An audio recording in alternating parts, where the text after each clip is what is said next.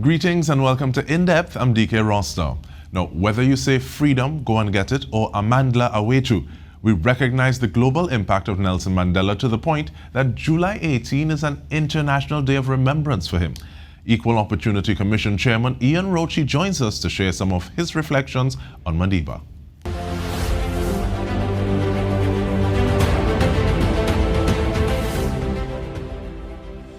Welcome, Mr. Roach. Thank you so much for joining us. I want to start off with a question, though. There are many people who have left footprints across the sands of time. Why an International Day for Nelson Mandela? And what is Nelson Mandela International Day? Good afternoon, Dike, and thank you for having me. To answer that question in a nutshell, I think President Mandela, former President Mandela, epitomized humanity, what we all hope to achieve as individuals while we traverse this limited season called life. And International Day is a way of recognizing and honoring him as the icon he was for inclusiveness, for equality. And it is, I think, the most fitting in our generation that we had such an icon among ourselves to be able to aspire to as individuals, as a country, as a nation, as a people of the world. And I think it is only right that we continue to celebrate somebody, notwithstanding his passing on, that he has left a legacy of what humility and true human dignity and equality is about. So I think it's fitting to celebrate this International Mandela Day, also known as Mandela, on his birthday, which is the 18th of July. All right, and we understand that you are an Honorary Council of the government of Trinidad and Tobago to South Africa, and this is during the presidency of Nelson Mandela. Tell us a little more about this appointment and that experience next. Well, firstly, what was interesting is it was a very exciting time for me in my life. I think probably one of the most exciting times of my adult life and my professional life. I was invited. I used to work with a American law firm, which was I would say political lawyers, and they represented a number of the major struggles and the organization, and the ANC was one.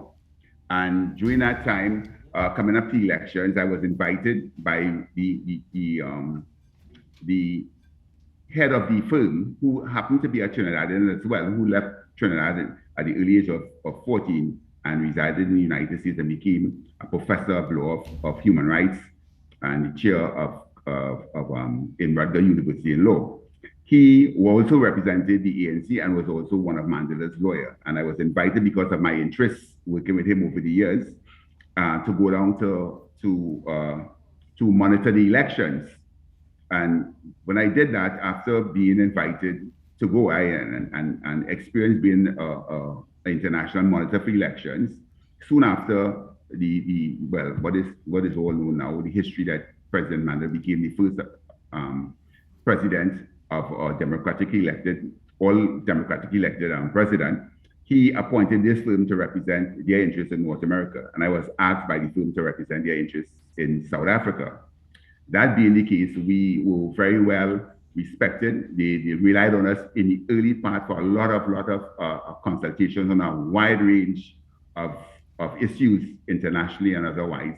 And during that time, I thought it fit that we as a Trinidadian, and being exposed to such an awesome experience and had such confidence from the government at the time, South Africa government, that it would have been good to get Trinidad and Tobago to establish a diplomatic presence here as soon as possible, because they were very much the government of South Africa and many of the first ministers, a lot of them lived in exile. So they were exposed to Caribbean people, and a lot of them were impressed with the type of work that Trinidadians, Padmore, and all these guys, different guys we read about, did in changing Pan-Africanism, right, and making, establishing Pan-Africanism.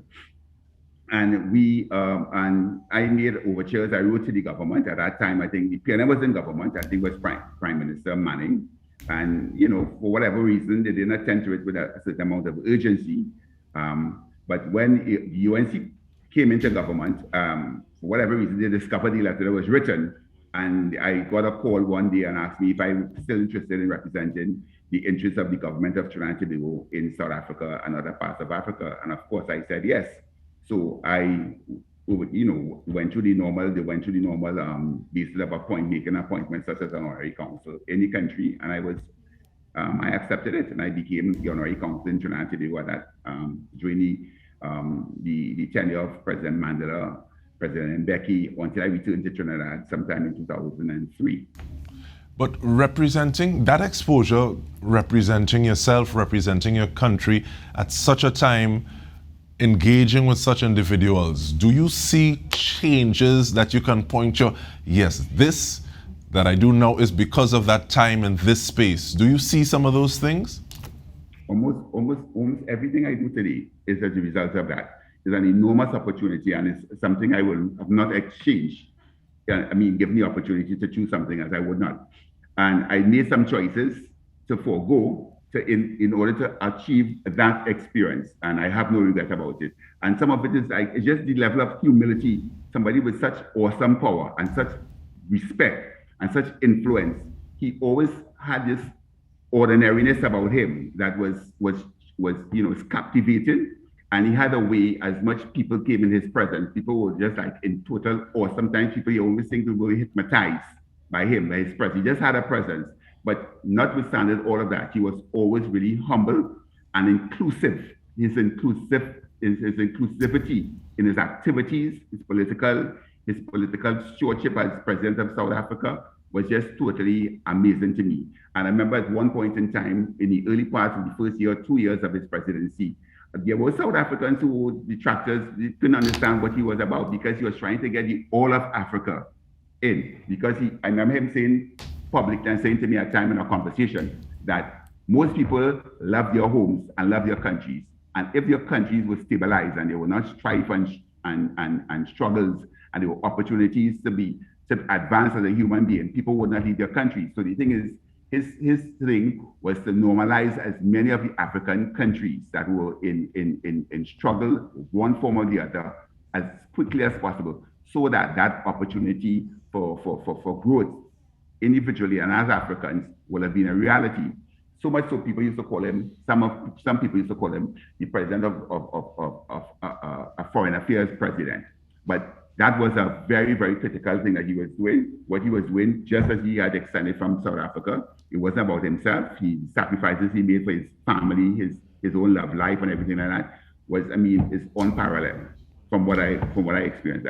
And that level of inclusiveness, how he included people in everything he did, and his humbleness with the power that he had was always a thing of note to me. And I will remember in interviews he would have had, where interviewers would try to get him to say, to take the praise for whatever issue or whatever decision that had a great impact on the country. And he would always deflect it by saying he was just the voice of a collective body of persons, some of who are much better suited and more capable than he was. And I find that was really, really humbling, because how many leaders today speak like that? Everything is pointed towards them. So that level of humility, that level of inclusiveness to bring everybody was amazing. So he didn't see people, he didn't see race, he saw humanity, he saw you as a human being. And I like that, and I learned a lot from that. And that is, I believe, sitting in the chair of the Equal Opportunity Commission, if I could reflect that, I would have achieved a lot, and my time in South Africa would not have been wasted. And that is something that we're going to pick up when we return from the break. We're speaking with the chairman of the EOC, Ian Roach. Stay with us. We return with more.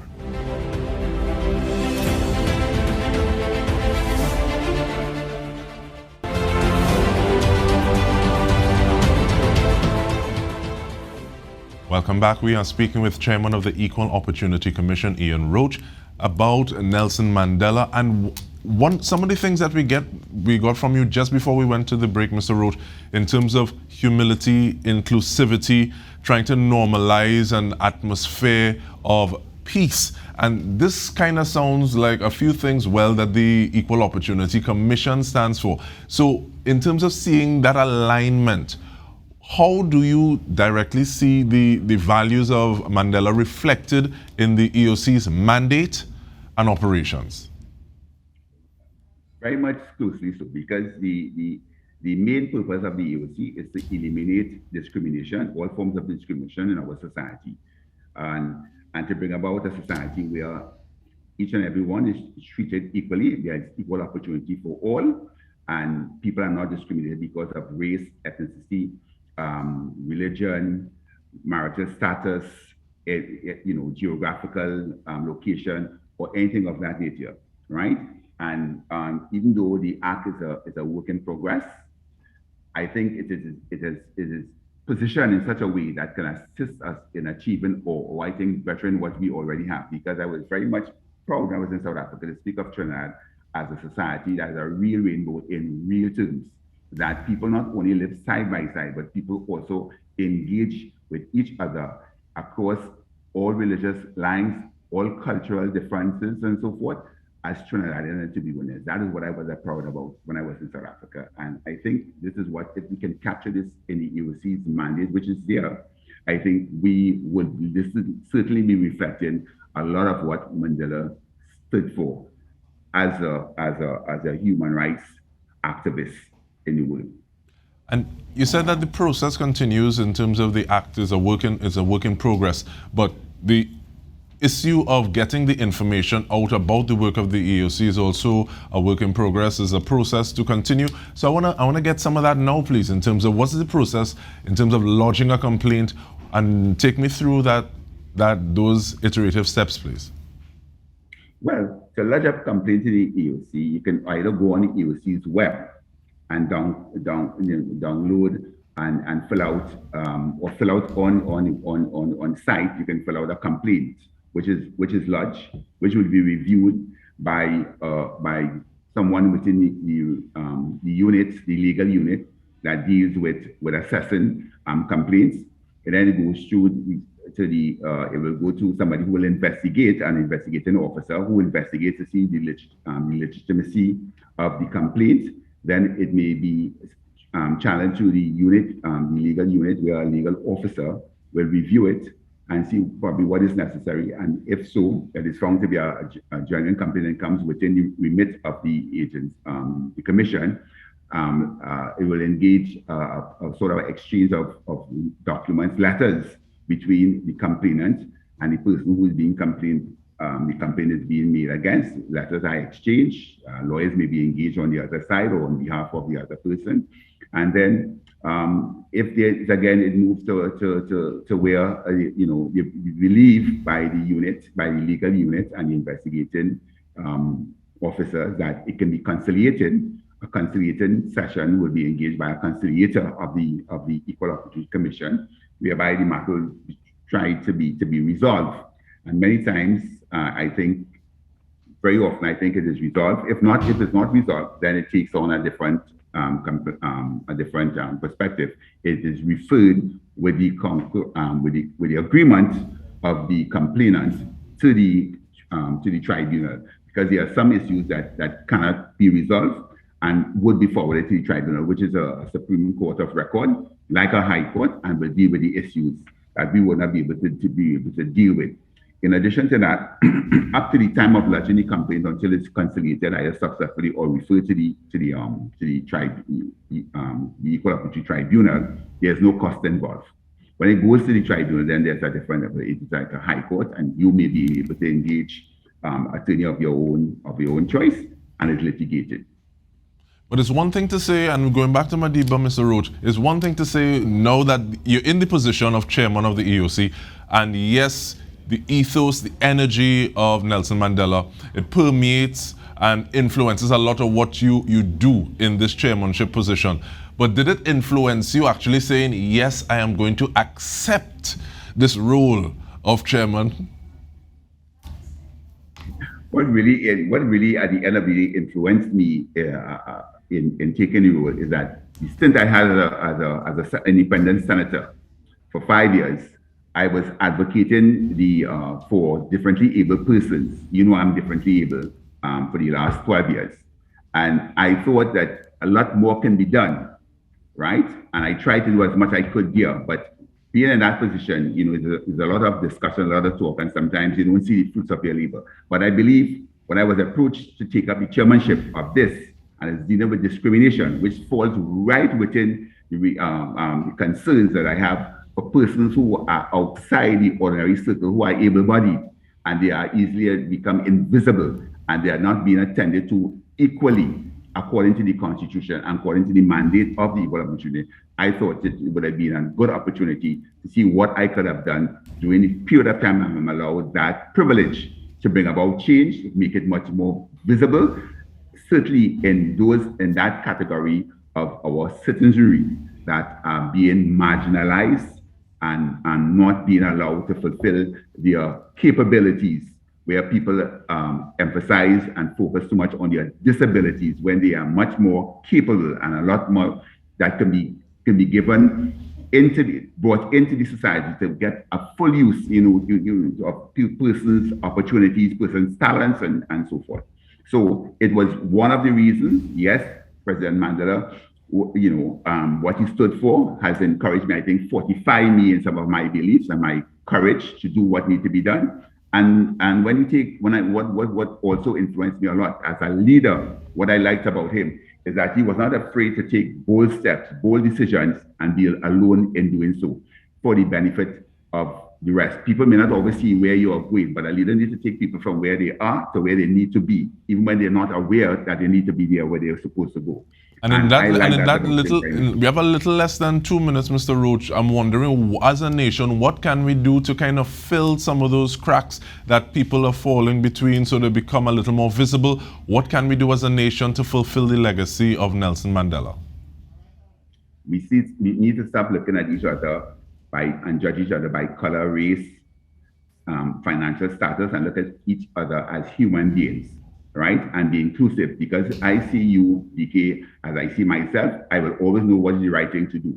I wouldn't need any rules, regulations, moral ethics, and so forth. I will be able to deal with you, right? And treat you appropriately, give you and provide for you as I would like to be provided for myself. Because at the end of the day, we are human beings, and we all need the same things to survive and to strive in a society, right? So that is one of the things that he stood for, and it's humanity. And if we can become more humane as Trinidadians and Togolese, I think we will really, really be a reflection of what President Mandela stood for. And we want to thank you so much, Mr. Roach. Ian Roach, Chairman of the Equal Opportunity Commission. And I'm smiling because you literally went back to the golden rule, do unto others as you would have them do unto yourself, this kind of way. But on behalf of the entire TTT News team, we want to thank you so much for joining us, Mr. Roach, and on viewers as well, thank you for joining us. This has been In Depth with me. Have a good one.